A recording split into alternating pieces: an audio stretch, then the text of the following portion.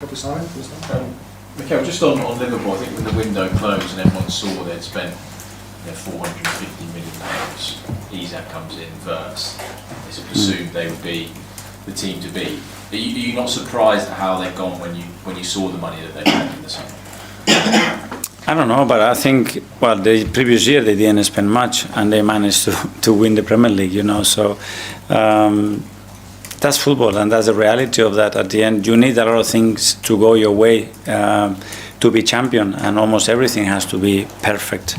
And the moment you have issues around the squad or with players injured or whatever it is, then it's not that perfect. And we all have gone through those stages, and we all go through those stages throughout the season, and we have to navigate through that. Do you think it underlines that money doesn't necessarily guarantee success? If you spend big money, it doesn't necessarily mean you're going to get trophies?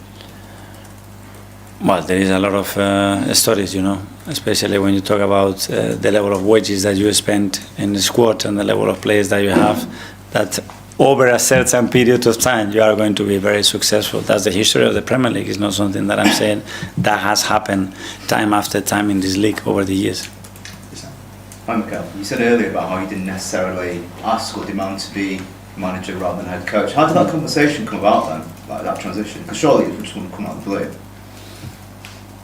No, it was in my house and they came to me and they started to propose the idea of what I thought and the way they wanted to structure the club. That was after probably 5-6 months in the job, and they believed that it was it. This is where I think I can help. This is my vision. This is what I would do. This is how I see this project. I presented it, and from there we started all together to start to add value to those ideas. Who was it that came to your house?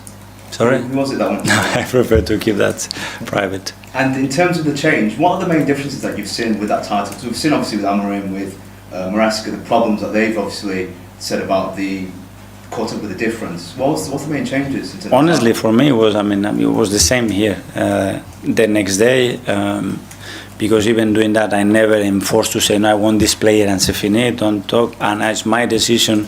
I think the best decisions are always when people can discuss them, can reflect on the reasons why we have to do what we have to do, agree to that, and then once we make a decision, whether it is the right one or the wrong one, stick by it. Tom, reach. Hi Michael. Can I ask you about Martin Ødegaard? Because 3 goal contributions in his last 3 games, and you've won every single game that he has started in bar the Villa game so far this season. He's only one player in the 11, but what does that say about his importance to your team when he does start those matches? Oh, he's a massive player for us. That's why he's our captain. And this season, we started a long part of this season without him, and especially with a lot of interferences in relation to the injuries that he had, starting games and having the problem with the shoulder, coming back, having another one, then having the knee injury. So yeah, the team obviously it is different with him. It's true that we have very good options as well to do that. When Martin is at his best and the manner that he's playing at the moment is a player that makes a huge difference for us. And Ebbs has come in this season, probably the first time Martin has a player of a similar age to him, similar seniority and of course value in the team. Do you feel like Ebbs' arrival has pushed Martin, maybe made him more focused to compete for that first team position slot? Yeah, but I think we can extend that to any position in the squad, and that's what we have tried to do with Piero arriving or Mosquera. Probably guys didn't expect that much of the level of performances that he had, but that's what we want. And Ebbs has been exceptional when he's played and when he hasn't played that much, and that's a big quality that we have in the squad that we have to recognize, because then the other players can fulfill their role and everybody's happy because the team is performing and winning. Can you say he's been exceptional when he's not played? What does that mean? Because his level of desire is going even higher. The way he trains every day, the way he wants it, the way he wants to make everything that it takes to change my mind and give him more minutes. It's been phenomenal, and that's not easy. It's easy to expect it, but with the level of players that we are talking, that's not easy, and I'm very confident that we're going to see a great version of Ebbs in the recent months. He obviously can play centrally or on the left as well. He's played both. Do you have a feeling now, after a few months working with him, where he's best on the pitch and where he get the best out of him for us? Depends on the relationship that he has around him and the type of game that we have to play. It's true that he's always been more shifted to the left, whether it's wide or in that pocket space. But as well, he has some great games with us playing the right. I mean, he's that intelligent. He's that good as a footballer that he can occupy any space. I'm more driven to decide where he plays in relation to the players he has got around him than his position, basically. We're not going to be able to get to everyone today, I'm really sorry, so we have the last couple. Gary? Okay. Is it sort of the Liverpool game early in the season when people sort of said about the tactics and the style, did it irritate you at the time, and maybe at the City, that people from the outside were commenting on how you played those games? No, I mean, it's normal. At the end, you are getting judged whether you win or not. We have a massive chance in the second half. We won 1-0.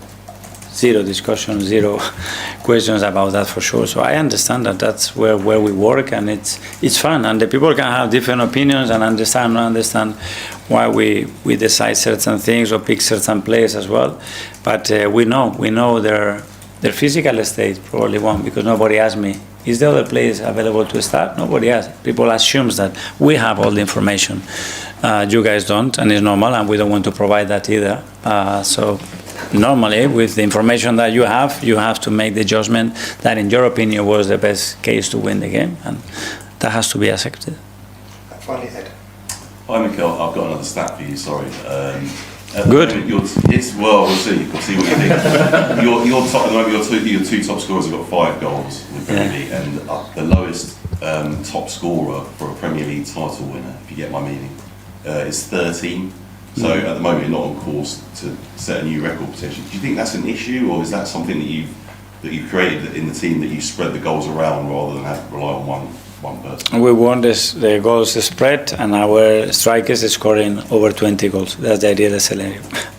Okay, and in terms of Victor Gyokeres, he hasn't scored a goal from open play 10 games, I think it is. Mm-hmm. Is that something that's something you're working on? But do you think that he is getting closer to going on a bit of a run or something? Yes, and I'm probably not better not to talk too much, because those players and the quality that they have around them, then they can go and score 10 games in a row. So we've gone through that. That's normal. Take it with naturality. The good thing is that the team is performing really well and winning matches, and that's what we need at the end.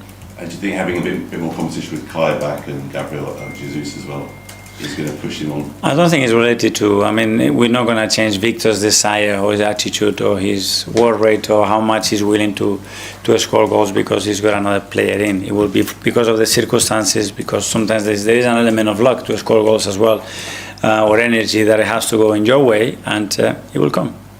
Okay, guys. Thanks so much. Yeah, thank you.